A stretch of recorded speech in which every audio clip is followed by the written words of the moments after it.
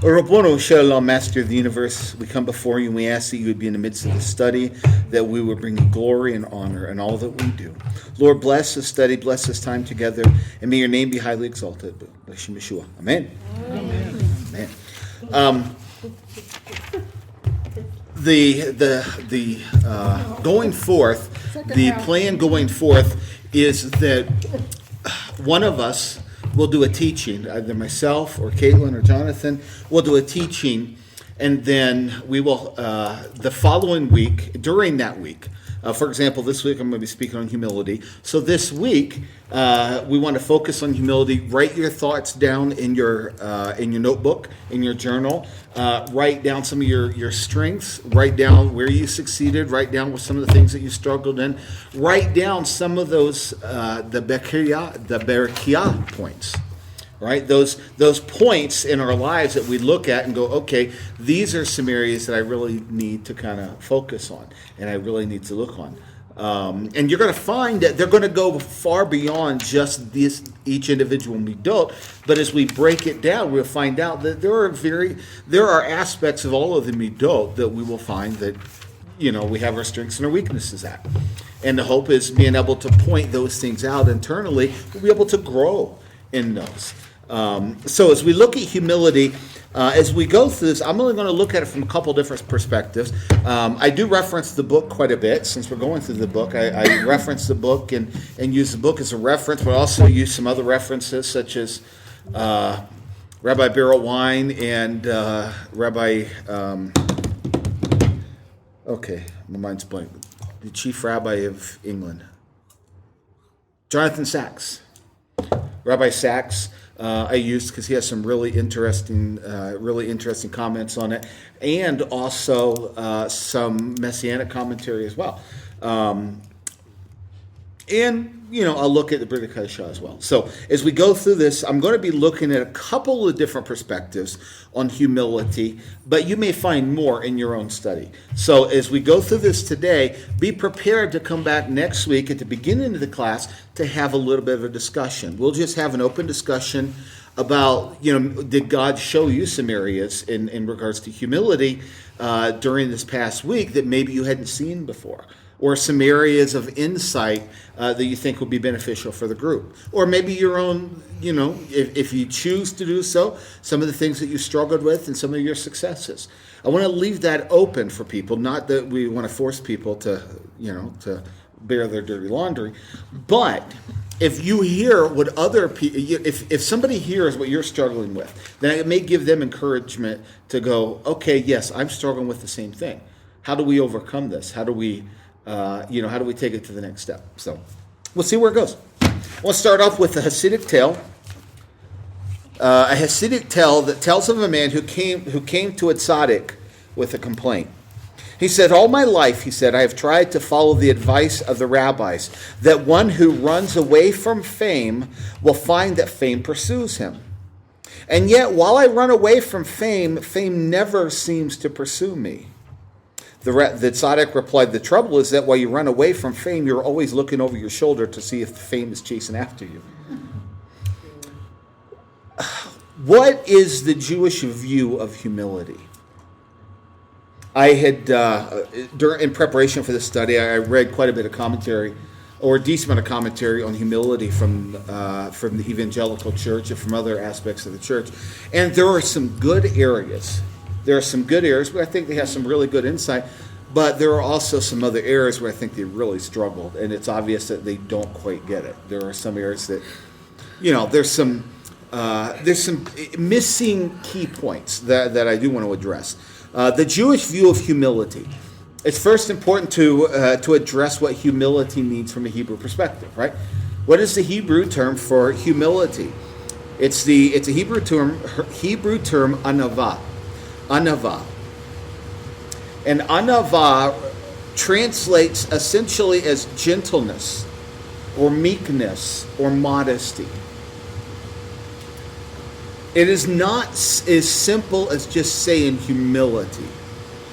Humility may contain within it the English understanding, but the Hebrew understanding oftentimes goes much deeper and much broader than the English or the English term humility. Anava, meaning gentleness, meekness, and modesty. The author of the book, Alan Morinus, definition, I think, really hits a nail on the head. I think he does a good job. He says, it means occupying your proper space, neither too much nor too little. Humility is occupying your proper space, not too much nor too little. This is one of the best definitions I have heard. I think it is really, really powerful. It makes sense on so many levels. And we're going to break down this definition as we go through this lesson. And we're also going to look at maybe an alternate definition, which I think, instead of in contradiction, I think works hand in hand, just from a slightly different perspective. Rabbi Bakia Ibn Pakuda, if I pronounce that correctly, teaches us that all virtues and duties are dependent on humility. And if you have your worksheet in front of you, we'll find that I believe that's the first quote. All virtues and duties are dependent upon humility. This is why we start Mussar off with the sole trait of humility. I've referenced the term midot. Midot a number of times. Midot is basically soul trait. Roughly translates as a soul trait. Okay, and we start off in our study of the midot, the soul trait, the various soul traits, with humility, because everything else is dependent upon humility. If you don't have or if you're unable to grasp the true understanding, the true meaning of humility, and begin to do some self-examining, you're going to hit a brick wall as far as the others. You're not going to be able to go any further. If for no other reason, then you have to have at least some level of humility to be able to look internally and go, where are some areas in my life that I need to work on? If you can't look internally and be honest with yourself, then what's the point of going through this, right? So that's why we start off with humility. Do you know the Master starts the Sermon on the Mount in essentially the same way? The Sermon on the Mount begins in the same way. He starts out with humility. Like I said, Yeshua is our great Mussar teacher. When he starts off the Sermon on the Mount with, "Blessed are the poor in spirit, for theirs is the kingdom of heaven." The poor in spirit. The poor in spirit may or may not be men of wealth. And it doesn't matter how much wealth a person has. The poor in spirit is one who conducts themselves with a humble spirit. The poor in spirit is another way of saying a humble spirit. We could roughly translate it, "Blessed are the humble in spirit, for theirs is the kingdom of heaven." Remember the principle of the reverse principle? I've taught about on a number of occasions, right? This principle of divine reversal, where God kind of turns everything on its head for a reason. Yeshua teaches us. He turns everything on its head. The first will be last, and the last will be first, right? Well, remember his teaching here. Whoever exalts himself will be humbled, and whoever humbles himself will be exalted. If you exalt yourself, you'll be humbled. But if you humble yourself, you will be exalted. If you take the seat at the end of the table, then in humbleness, you take the seat at the end of the table, then the master of the house may invite you to come up higher. But if you take the seat at the head of the table or next to the head of the table, then he asks you to go sit down. Over and over and over again, we find that same principle of divine reversal. The first shall be last, and the last shall be first, right? Yeshua starts off his teaching essentially on Mussar, on the Sermon on the Mount, with whoever exalts himself. Blessed are the poor in spirit, for theirs is the kingdom of heaven. So this is an important virtue. This is an important virtue for us. The problem we have is understanding it properly. The term humility sounds a lot like humiliation, right? Yeah. So we think of humility, what comes to mind? Humiliation. Self-debasement, tearing down ourselves, having low self-esteem. a complete absence of pride or self-worth. I am just the scum of the earth, that type of a thing. Because of this, it's easy to get the false impression of humility. The Jewish understanding of humility has little, if anything, to do with being the lowest or the most self-deprecating person. Deprecating person. We don't go that way. Humility is not how lowly you think of yourself. Rabbi Avraham Kook, the first chief rabbi of Israel, the modern state of Israel, said this: humility is associated with spiritual perfection. When humility affects depression, it is defective. When it is genuine, it inspires. It brings joy, courage, and inner dignity. It's not about tearing yourself down. It's not about how lowly you think of yourself. According to Rabbi Berelwein, the loss of humility came through with the threatening anonymity of mass culture and the loss of neighborhood and congregations. In other words, what the rabbi is saying here is that in our culture, we've become much larger. We've become an expanding culture. And at the same time, become much smaller, in that communities have lost their importance. Communities have lost their value. Neighborhoods have lost their value. And people are caught up in the fast-paced hustle and bustle world, moving from one job to another, one place to another, one home to another, one city to another, one neighborhood to another, one school to another, that they begin to lose attachment to people. In relationships. So what people have a tendency to do, especially in terms of pop culture or in mass culture, is that people have a tendency to try to cry out for attention. I want attention. I need something to grab a hold of that brings me attention. Please notice me. Pop culture emerged out of various ways of making a statement in hopes that we will somehow be noticed. Protests. Instead of being genuine protests, modern protests anymore are more about getting attention, getting on television, getting your 15 minutes of fame, than it truly is social justice. It's about me. It's a cry to, hey, look at me. Well, that's your conclusion, and that's what other people have concluded. I mean, that makes perfect sense. Well, I think it's me and myself. I mean, I had begun to really kind of go down this path already before I read some of Rabbi Berelwein's stuff and Rabbi Jonathan Sachs' stuff, and they essentially said the same thing I was already thinking. So I was like, good, I got confirmation. I'm moving in the right direction. So the reality is the human nature. Within human nature, there is an irresistible urge to be noticed. We all want to be noticed. We all want to feel important.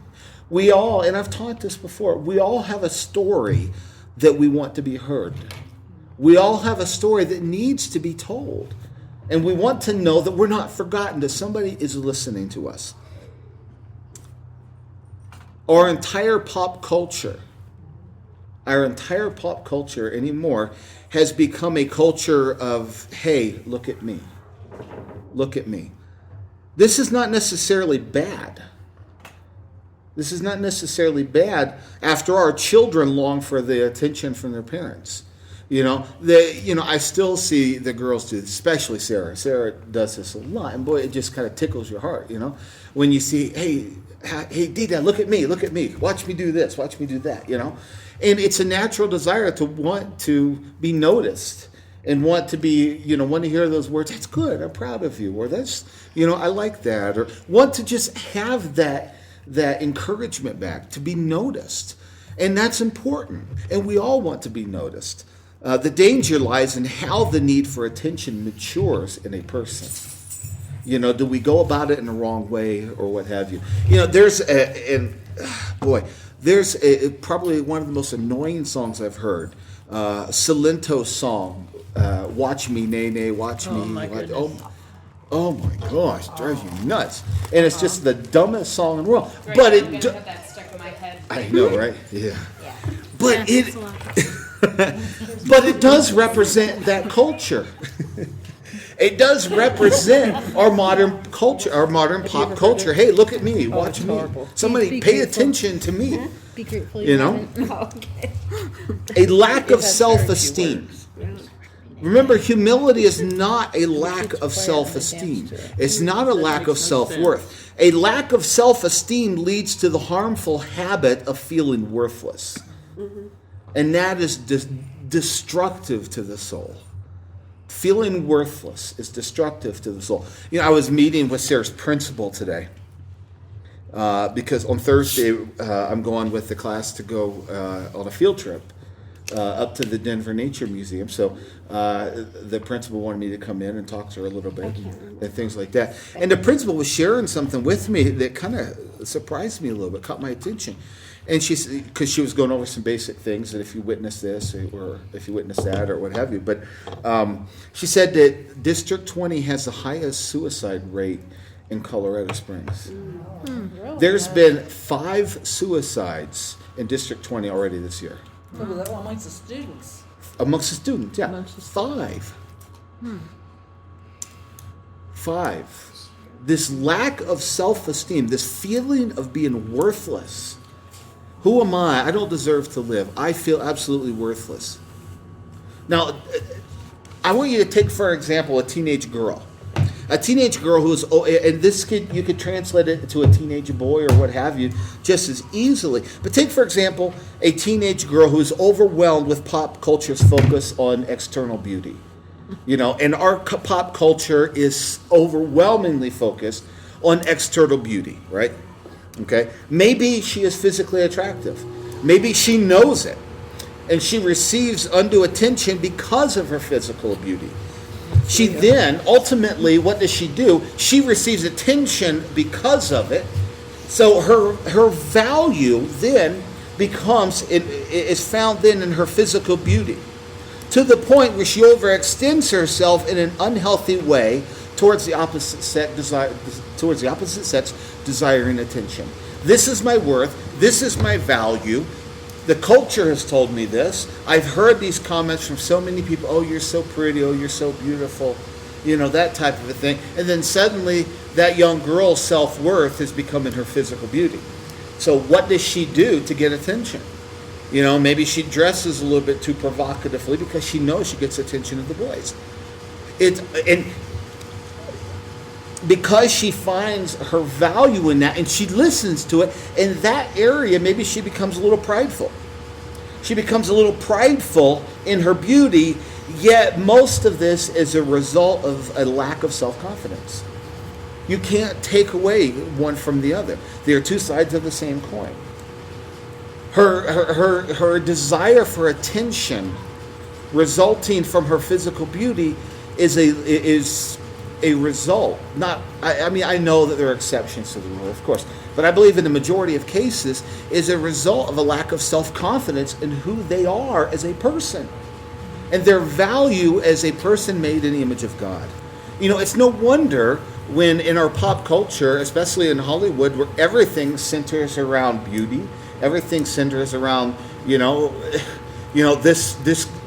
model starlet gained 20 pounds after she had a child, and it's plastered everywhere, and then, of course, 6 weeks down the road, they plaster, oh, look at her now, she's in a bikini and she lost 20 pounds and she's back to her old birth weight and look how beautiful she looks, yada, yada, yada. Is it any wonder that that these young starlets are seeking to roll back age? They're trying to roll back time, because they know that the older they get, of course, naturally, it's just the laws of life. Naturally, you're going to lose some of that. And they seek to roll that back through plastic surgery, through Botox injections, through other means, because, hey, look, that's my value. I've got to hold on to. Who am I if I don't have my beauty? Or it's also connected to their ability to make money because of the industry that they're in. And That's correct. true. Yes, that is correct. And it's because of the value that we place on external beauty in our culture. we have lost the true value of what it means to be a person made in the image of God. And I truly believe that in most cases, it's a lack of self-respect. It's a lack of self-worth. It's a lack of self-esteem. To me, it's one of the most ironic it's one of the most ironic and unfortunate things is this idea that, hey, look, I am in control of myself. I am in control of my body. I am the one who is in power. Therefore, I can strip off my clothes. I can put on a string bikini and walk around with next to nothing on. And I am the one who is in control. They're demonstrating their maturity by taking their clothes off. And that is their maturity, and that is their control. And they don't realize that they are not the ones in control. They are surrendering their control. They are surrendering that control to lust. Because the men who are looking, in most cases, are looking out of lack of control. They don't, you walk through, I don't care how righteous you are as a man. You see a young woman walking through the grocery store with, a pair of short shorts on and a half shirt. You're going to notice. What you do with that at that point is up to you. But you're going to notice. Well, it's the reality. What gets me on TV, if you watch any of these news shows, and I watch Fox all the time, they're just as bad. Any of the women over there are young and very pretty, and when they sit down, that you never see them with pants on, slacks on, their dresses are all way above their knees. Every one of them. And then the men on there are mostly older men. So there's a sexism there. Have you ever noticed that? The men can be in any of your news program. I don't care if it's NBC or ABC. All the women are really young and pretty with their legs shown, and the men could be any age. And gray hair and everything, but the women have to be one way and the men are another. It is. Well, and I can guarantee you that it's done. I can guarantee you it's done for marketing reasons. Sure. Men are men. They're not pretty. You're not going to. Tongues are down to here. You're not going to change the nature of men. And what I mean by that, is men are going to be men. Okay, men by nature or more physical look more towards the physical aspects of people. It's just reality, and women are looking. If women are watching a news program, or women are, no, I know there are exceptions. Don't get me wrong, but if women are watching their favorite TV program or what have you, how attractive the guy is, it may be part of it, but it probably has very little to do with whether or not they like the show. Men, on the other hand, that plays a bigger part. It does. Am I lying? I think you need to move on. Before you get yourself in trouble. I'm not speaking about this anymore. I'm moving on.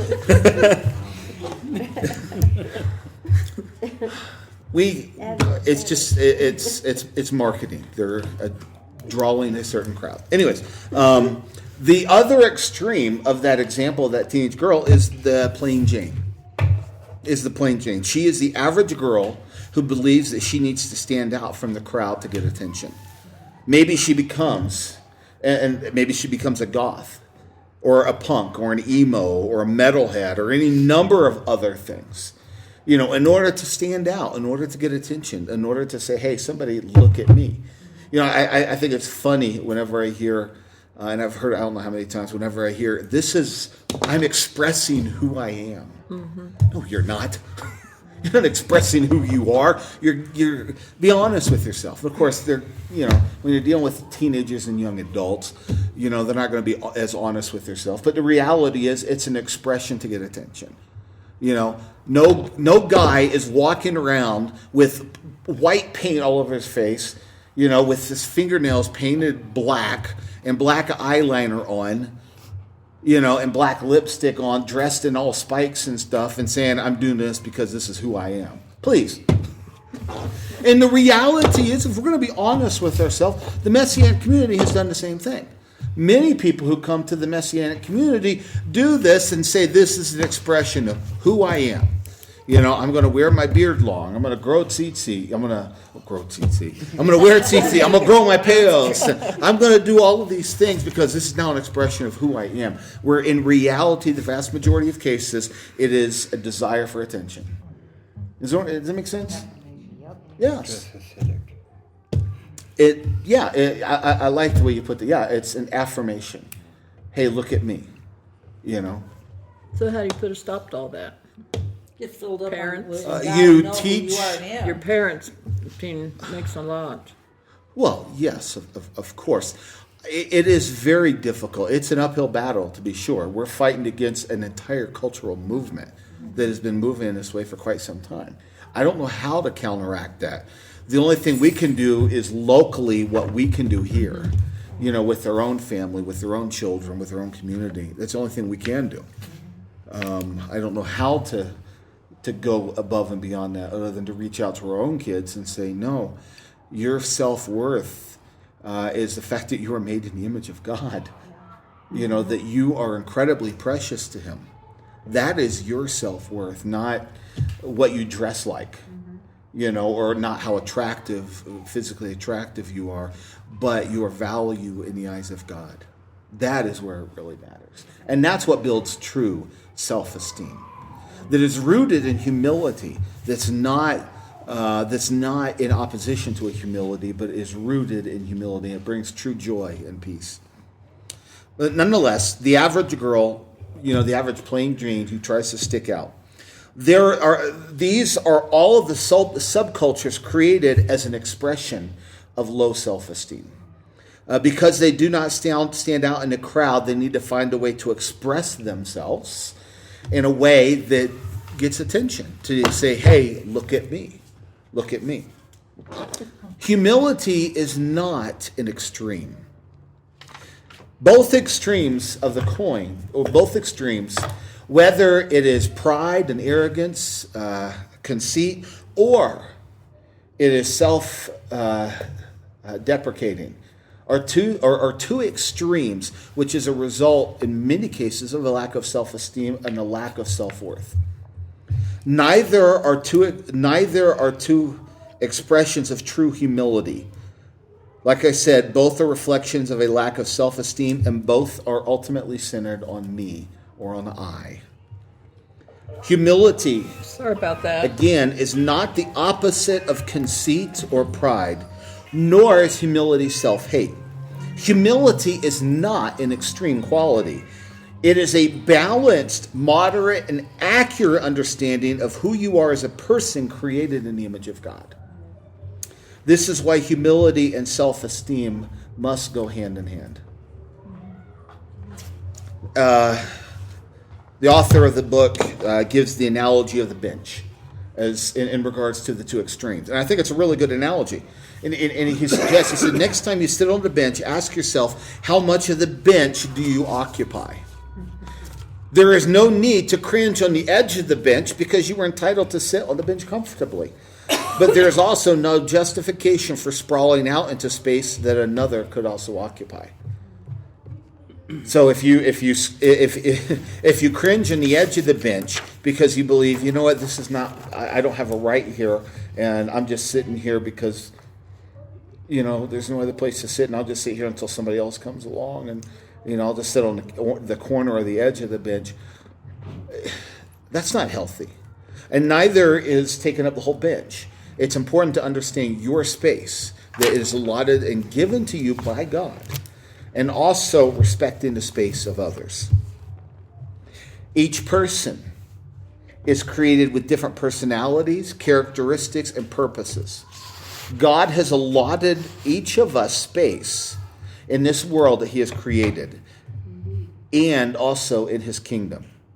When you take up more space than you are given, you have been driven by the Yetzer Hara to the extreme position of arrogance and conceit.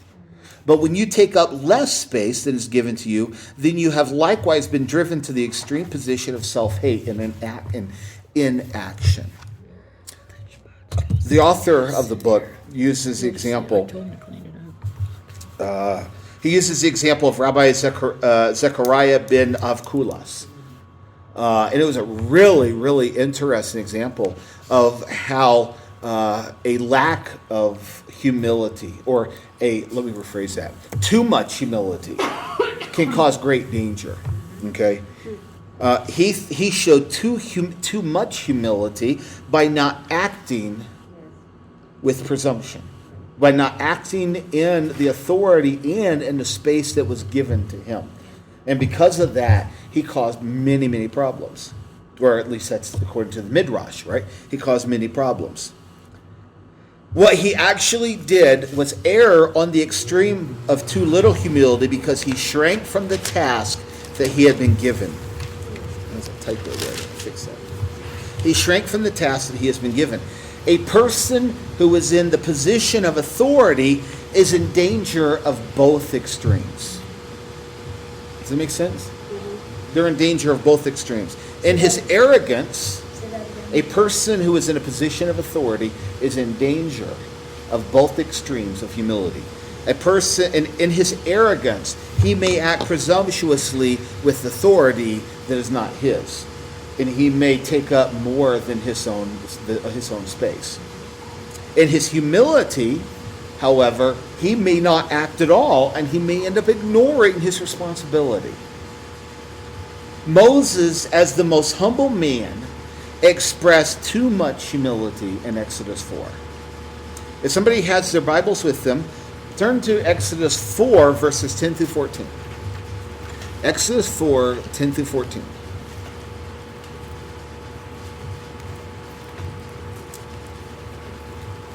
And Moses said to the Lord, "Please, Lord, I have never been eloquent, neither recently nor in time past, nor since thou hast spoken to thy servant, for I am slow of speech and slow of tongue." And the Lord said to him, "Who has made man's mouth? Or who has made him dumb or deaf or seeing or blind? Is it not I, the Lord? Now then, go, and I, even I, will be with your mouth, and teach you what you are to say." But he said, "Please, Lord, now send the message by whomever you will." Then the anger of the Lord burned against Moses, and he said, "Is there not your brother Aaron the Levite? I know that he speaks fluently. And moreover, behold, he is coming to meet with you. And when he sees you, he will be glad in his heart." Can you see in this case how Aaron's humility got the best of him? And he shrunk back, or at least he tried to. God wouldn't let him, but he tried to shrink back from his responsibility, and he incurred the wrath of God. Aaron or Moses? Moses, I'm sorry, yeah. Moses incurred the wrath of God after he expressed too much humility. You know, and say, "Hey, look, who am I?" And I know, at least on some level, I can get an idea of what Moses was talking about, because I feel like that sometimes. Who am I? You know, why do I need to be doing this? I feel like a failure sometimes. You know, and it is, you have to remind yourself that no, if God has called you to this, if God is with you and he's called you to speak, regardless of what you may feel about yourself, you put one foot in front of the other and you go. And when you shrink back from your responsibility, you recognize that attribute of humility needs working on. That you don't have enough self-esteem. You don't have enough self-value or self-worth to be able to say, "Hey, look, God has called me to do this, then he has given me the ability to do this. That's right. And I must take a step and follow through in what he has called me to do." Even when it's difficult. And it's easy to back away. It's easy, you know, to back away and say, "You know what? I really don't want to deal with this. I can barely keep my own life in order. How am I supposed to help somebody else's?" It's easy to feel overwhelmed and to shirk your responsibilities. But God has called you to that. God has called you to that. And when you don't follow through, you could end up causing irreparable harm. So that's why a lack or too much humility, unbalanced, can cause harm in the same or in a different way, but it can also cause harm, just like pride and arrogance and conceit can as well. So that's why it's important to have a balance. Well, it's where your focus is at, because either the focus is on what God can do through you, or the focus is on what can I do. Right. We can do nothing through Christ. I mean, through ourselves, but through God, we can do amazing things, and it's not because of our own strength; it's because of His strength, Right. and His power. So it's where our focus is at. And I think this is one of those areas where I think the church has, in some ways, has kind of gone astray, because the church takes a little bit too far to the extreme of saying, I'm just a slime ball, and I do this because God has called me to do this, but ultimately I'm just a weak, pathetic fool and a slime ball. That doesn't help anything. No. And it certainly doesn't give you courage to stand up and to do what God calls you to do. To have confidence, not pride, but to have confidence in who you are in God, Right. not as a slime ball. Right. That's why the rabbis teach, and it's so powerful. The rabbis teach that you were to have a note in each pocket. And one pocket is a note that says, "I am just dust," and then the note in the other pocket says, "I am made in the image of God." To remind us that truly, in and of ourselves, we are nothing. He is the creator, but He created us as sons and daughters, and He loves us, and our value Yes. is inestimable, if that's a word. Inestimable. Yeah, we know. Where I know, it's hard to pronounce, Yeah, right? it It's like a is. tongue twister. It's like, our value is great in the eyes of God, being made in the image of God. But what's important is this, and this is where humility comes into play. It's not seeing yourself as worthless. It's saying, yes, I have value in the eyes of God. I am made in the image of God, but so isn't my neighbor. Yeah. So isn't the person sitting next to me in synagogue. So isn't my coworker. God loves them unimaginably, and He wants a relationship. He longs for them, and He wants us to treat them with kindness and compassion. And that's where humility comes into play. It's not just about I. That's why the scriptures, the greatest, what's the two greatest commandments? Love the Lord your God with all your heart, with all your soul, and all your might, and love your neighbor as yourself. It doesn't say love your neighbor more than yourself, but you are to love your neighbor as yourself. Yeah, but what do you do with that scripture that says esteem others above yourself? What's that? What do you do with that scripture that says esteem others above yourself? Look to the needs of others. Right. It's Scripture is that? I'm sorry? Which scripture is that? Oh, I don't know. Someplace in the New Testament. I know what you're talking about because it sounds awfully familiar, but I can't quote it exactly. I know what she's talking about, but I don't know right where's that. But it's not allowing people to take advantage of you, and it's not it's not tearing your self down or looking at yourself as less valuable than another. It's looking to the needs of others.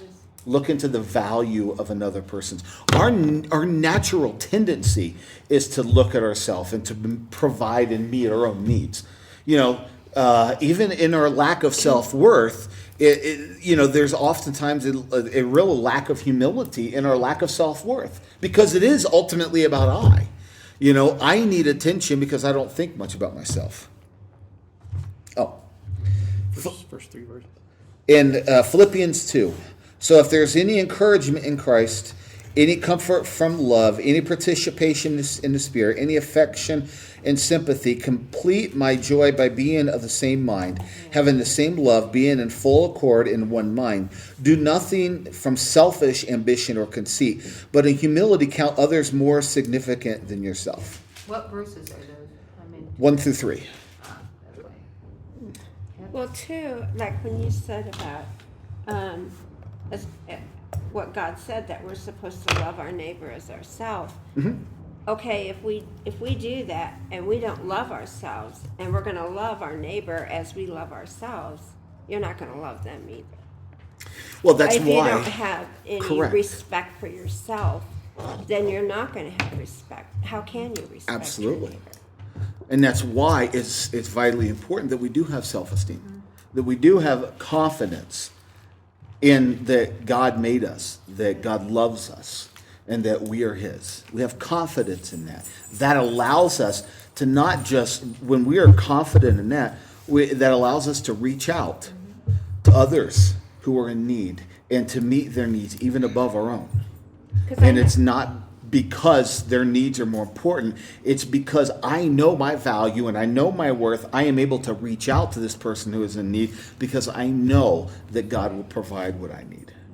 Because when I don't feel that way, and I feel lacking in myself and I don't like myself, I try to protect myself, and in protecting myself, I can be very rude, And to I somebody understand. else, because it's like you kind of put a wall up because you Sure. don't have that confidence, it's gone. It's hard to have self-worth. Self-worth? Self-worth. It is. Self-worth. Self-worth, that too. It's hard to have self-worth, though, I think. And it is a different approach. We're speaking about humility and we're talking about self-worth and self-value. But I think it's so vitally important to understand that humility is not an absence of self-worth. Right. It must be there to have true humility. If you don't have self-value, then you will never truly have a healthy humility. You may have humility, but it's not a healthy humility. To have healthy humility, you must it's vitally important to understand your own value and worth in the eyes of God and what He has called you to do. Okay. Is that what he's saying? I'm not sure. The right amount of space is also, the right amount of space that we take up is situational. Okay, it's not absolute. And the author uses the example of a police officer. When a police officer is on duty in a public place, the space they occupy is larger than the space they would occupy at home with their spouse and children. Does that make sense? I didn't get that.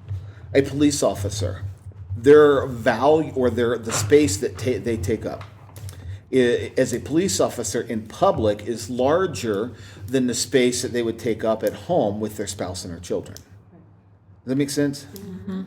Okay. And the it's same could be. knowing what your space is. Yes. In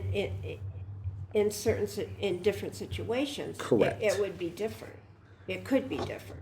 Absolutely. Like with your employment and with your personal life. If you are a police officer, it's vitally important that you understand your space as a position of authority.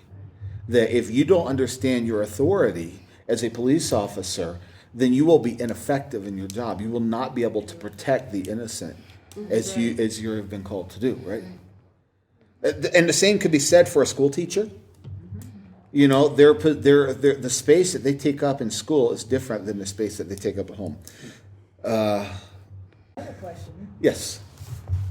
Could it not be then that a teacher would take up more space with their children than they might with their spouse? In some respects. In some respects, yes. In some respects, yes. They would expect honor and they would expect respect in a different fashion from their students at school than they would expect from their children, and that they would expect from their spouse. Ideally. I'm leaving it at that. Moving on. The same could be said of a CEO of a large company, the President of the United States, a U.S. Senator, even a rabbi or a pastor. The space that a pastor or rabbi takes up in the community is different than the space that they take up at home. I am a father, I am a husband, a son, a brother, a spiritual leader, and an employee. And all of those are different. And the fact that my mother attends synagogue has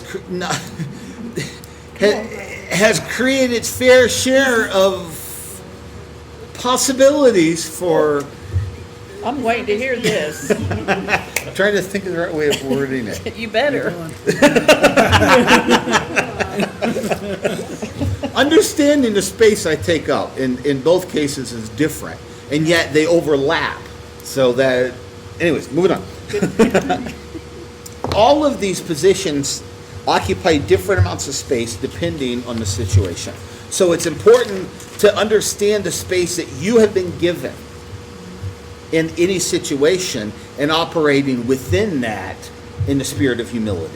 To understand that in this situation or that situation, I am in a position of authority, or maybe in another situation, I am in a position of an employee, and I have to respond differently to both situations.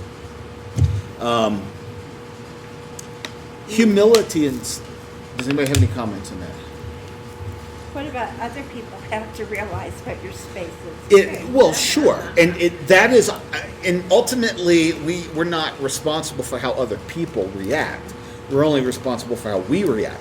That's why it's important for you and everybody here to recognize that we have been given a position of a certain space, and so has others.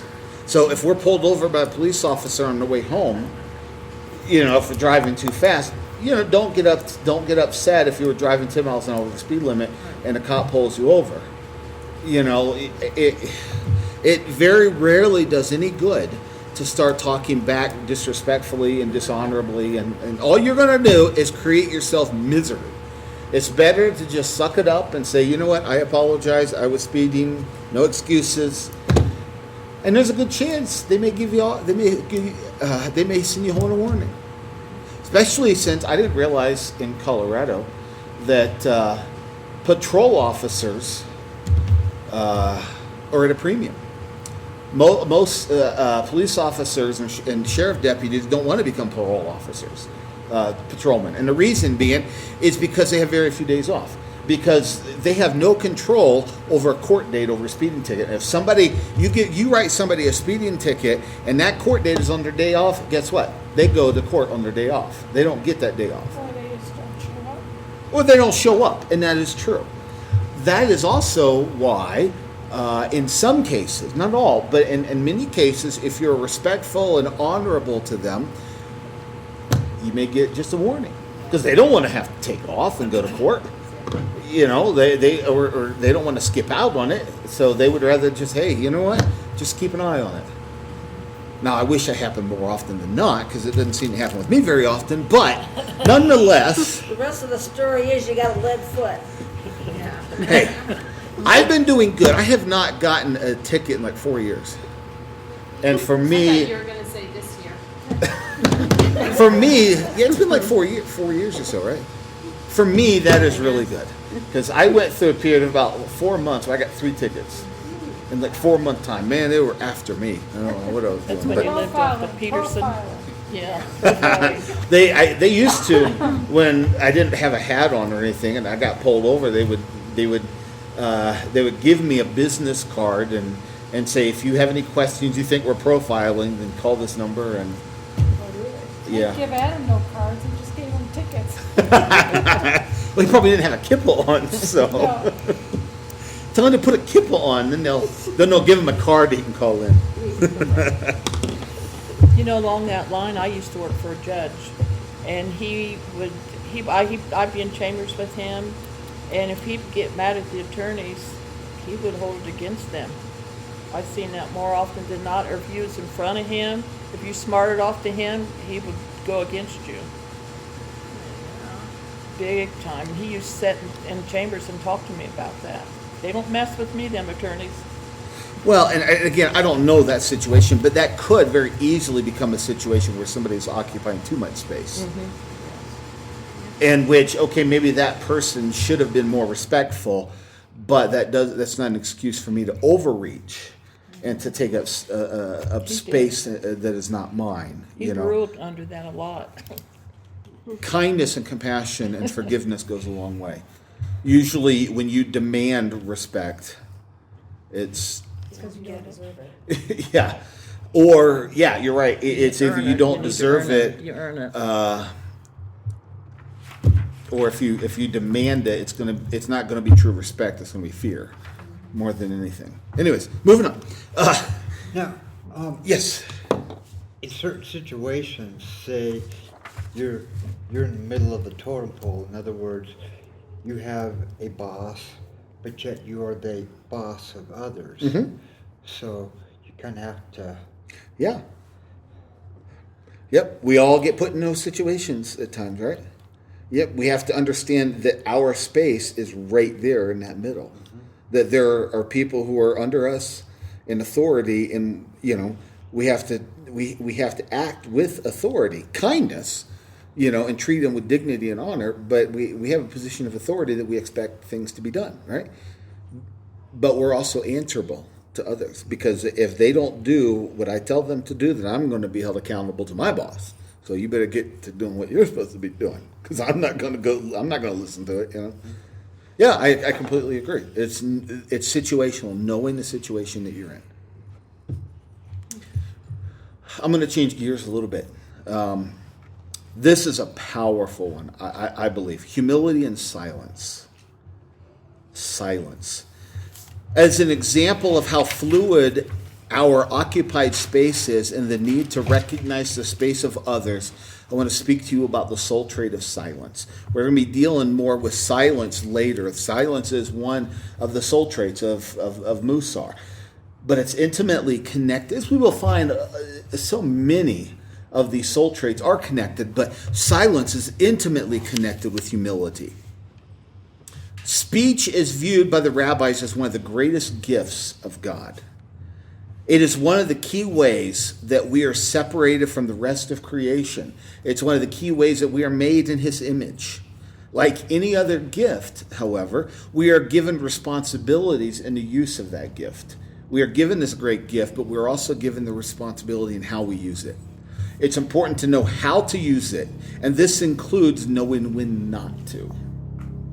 It's important to know how to use the gift of speech, to use the gift of language, including knowing when to shut up. Talking too much. And I say this as I've been talking through the whole thing. So, but hey, you know what? I'm taking the spaces allotted to me right now. Talking too much can be a sign of taking up too much space. Does that make sense? Mm-hmm. Talking too much can be a sign of taking up too much space. The Bible talks about vain babbling, and we will be held accountable for every word we speak. Absolutely. Absolutely. Is the person you are speaking to, it's important to ask the question, the person you are speaking to, giving your advice to them, did they ask for the advice? Do they even want it? If they didn't ask for it, it might be a better idea to just zip it. Because there is humility. Humility is attached to this in the sense that, in many senses, but in many ways. In one way, in the sense that when we speak to somebody, we have to recognize that we don't automatically earn the right to speak into somebody's life. Okay, that isn't just a default position. Hey, look, just by being me, I have earned the right to speak into your life, and you're going to listen to my opinion whether you want it or not. That takes pride and arrogance to say, look, I got good advice, and if you were smart, you would listen to it. There's a certain amount of arrogance that is there, but it takes humility to recognize that I have to maybe earn the right to speak into somebody's life. With their permission. Yes. Now, there are cases where God calls us to speak in somebody's life even when they don't like it. But that is a clear calling from God. And in that case, we are operating within that space that God has allotted because God has called us to that. God had called Moses in a position of authority to speak directly to Pharaoh and in Pharaoh's life, even though Pharaoh didn't want to hear it. Okay, and Moses was operating within that space. But the vast majority of time, when we try to speak into each other's life, it's our pride that's speaking. It's a lack of humility that's speaking, in which we have to tell people how we feel, because our feelings are more important than the other person's right now, right? Doesn't that happen in the Messianic movement? Well, it happens everywhere. Yeah. Happens everywhere. Are you giving them counsel because you feel that your words are more important or important enough that they should listen to what you have to say? Do you feel the need to take up this space? Maybe we give too much weight to our own words. It takes humility to recognize the need to listen. Not to teach, not to speak, but to listen. True humility is the ability to just shut up and listen. Not everyone needs your advice. Sometimes a person just needs somebody to listen to. Sometimes the space that you are to occupy is silence. That's the space that you are given. When ministering to a house of mourning, it is customary not to speak until spoken to by the mourning party. When you go into a house of mourning, you wait until the mourner comes to you and speaks to you, and only then do you speak back, because you are paying them proper respect and honor by showing them that I don't have a right to speak into your situation. I have a responsibility to listen to you. That's what we do. We sit around and we listen to the mourner, right? Because that's our responsibility. We take up the space of a listener, not an advice giver. Usually when people are dealing with mourning, the last thing what they want to do is to be told that they should do this and they should do that, or the last thing they want to be given is a bunch of advice from people who want to run their mouth. You know, what they need is somebody to be there for them and an ear to listen if it is necessary. Even when you are speaking, it's considered rude to speak more than is necessary. You keep your speech at a minimum, especially in a house of mourning. In this, we recognize that this space is theirs, not ours.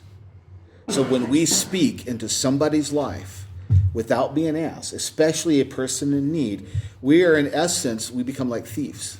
We are stealing their space that is theirs. We are stealing their authority, or not their authority, but we're stealing space that is given to them. So to take a step back and to listen, we are truly valuing them and their space. Does that make sense? I think here, Water. this community is, as far as during the morning period, it's not about them talking. Sometimes I know in my situation last year that I didn't really know what to talk about,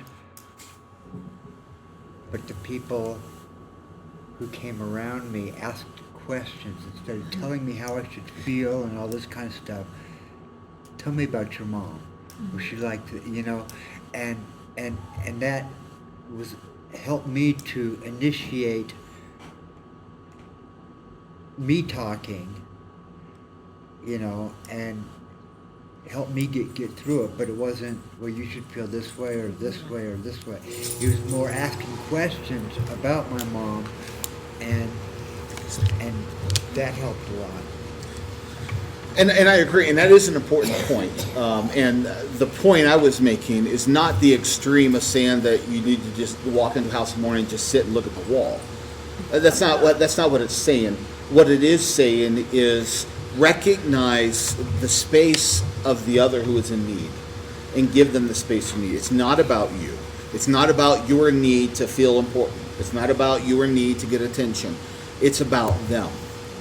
The space is theirs. And when we are able to listen to them, even it's through asking questions, even it's just say, look, I want to encourage you to talk so I can help you. I want to be here for you. That is recognizing and honoring and respecting the space of another. When someone needs to draw attention to themselves in a house of mourning, it's a sign of narcissism. It's a sign of, hey, look at me type of a thing. You know what I mean? The root cause of even this is a lack of self-esteem. The root cause of even this is I need attention. It needs to be about me because I need people to know that I'm here. I need to be the center of attention because I need to feel important. Even if it's a lack of self-esteem, it's still about me or I. Humility is recognizing the space that is given to you and the space that is given to another. Finally, the last section I have. Can I have that when you're done with it? The notes? Yeah. Is if there is a definition of humility that I appreciate even more, it is from Rabbi Jonathan Sacks. And he says this. This is really powerful. It's a slightly different perspective, but I think it gets the point across. False humility is a pretense that one is small. True humility is a consciousness of standing in the presence of greatness. Listen to that again. True humility is the consciousness of standing in the presence of greatness. Humility is the capacity to admire, to be open to something greater than even oneself. I remember, I don't know, four or 5 years ago, I've listened to Dennis Prager off and on the radio program a number of times. Just incredibly wise, just full of wisdom. He's a profound speaker, an amazing public speaker. And he came to Focus one time to speak. And I had a chance to listen to him speak. And this man, he's a tall man. I mean, he's pretty tall. He's got that deep masculine voice. And here's this tall Jewish man with this deep voice. And when he's there speaking, he has such an incredible presence when he's speaking. And then when you see him in person, it can almost be overwhelming because you're just like, oh my gosh, here's Dennis Prager. And I get a chance to listen to him, And I remember afterwards, there was people who just came up and started greeting him and stuff like that. And my mom was there, and she was trying to, I was like, okay, let's just go ahead and leave. No, I want you to meet him. No, he's got people around him. No, I want you to meet him. So she literally drugged me over there to go meet him and to go talk to him. Well, I knew it was important to you, even though. And I did. I had a chance to at least shake his hand and talk to him for a minute or two. That'd be his mouth. Did you giggle? What's that? Did you giggle? Did I giggle? Yeah. No, I didn't Good. giggle. Then you make I wasn't the little squirrel girl. No, it wasn't quite like that. But I left the event that day, and as I left, it occurred to me that I was in the presence of something special. It was something, and I don't want you to misunderstand what I'm saying. I wasn't exalting him to a divine level. I know, God forbid. No, but I recognize that this is a man whom God has truly gifted as a great speaker and a man of wisdom and insight who affects millions of people. Who's a great author, a great teacher, a great speaker. And you just sat there and you just felt humble. It's like, wow. This is why the prophets, when they were in the presence of God, why they were so humbled. It wasn't that they necessarily felt like they were crap. I mean, there were cases where they just felt like I am a man of unclean lips. I'm a people of unclean lips. They recognized that they were people. He recognized that, hey, look, I don't deserve to stand in the presence of God. God's presence is so overwhelming. It is humbling to stand in that presence of that awesomeness, that greatness. And that is an important aspect of humility as well. It's not self-humiliating or self-hating. It's just recognizing that you're standing in the presence of something special. Yeah. I want to encourage you this week, and we can open up for conversations here in just a moment. But I want to encourage you this week as you write in your journal in the evenings, and I want you to keep this in your thoughts, your prayers. Pray about this every day. Pray about this and ask, Lord God, what do you have to teach me about humility? What do you have to teach me about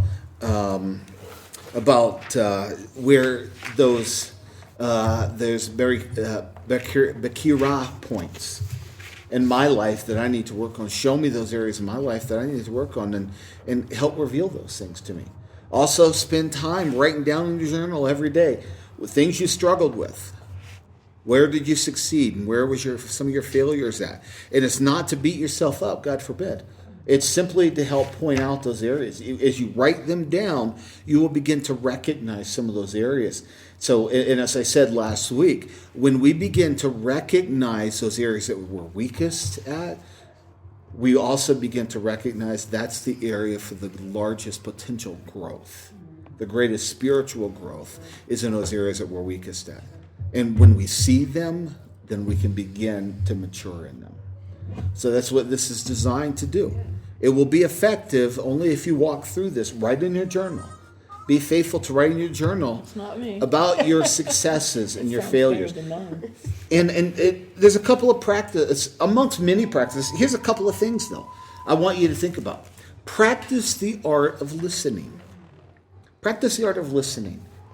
If you feel the temptation to speak up in a conversation, just to get your point across, or you think, man, I've got something valuable to put in here and they need to listen, or if somebody's talking to you about something, they're expressing their concerns or just their difficulties, practice the art of listening for a little bit.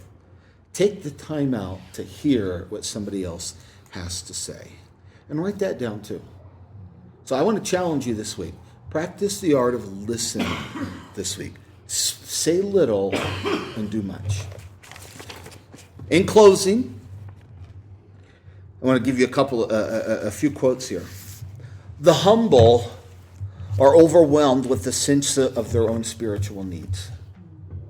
The humble are compassionate. They can forgive much because they know how much they have been forgiven. The humble are willing to yield the right to be right. The humble are motivated to serve others. The humble desire to promote others. The humble rejoice not just when they are uplifted, but when others are also uplifted. The humble are humbled by how very much they have to learn. The humble accept personal responsibility and can see where they are wrong in a situation. The humble receive criticism with an open spirit. The humble are willing to be open and transparent with others as God directs them. The humble are quick to quick to admit failure and seek forgiveness when necessary. The humble are concerned about the consequences of their sin. The humble take the initiative to be reconciled when there is a misunderstanding or conflicts in a relationship. Any thoughts? Questions? Yes. Yes, please, go ahead. This is supposed to be a ha-ha. Someone Okay. says, I'm humble and proud of it.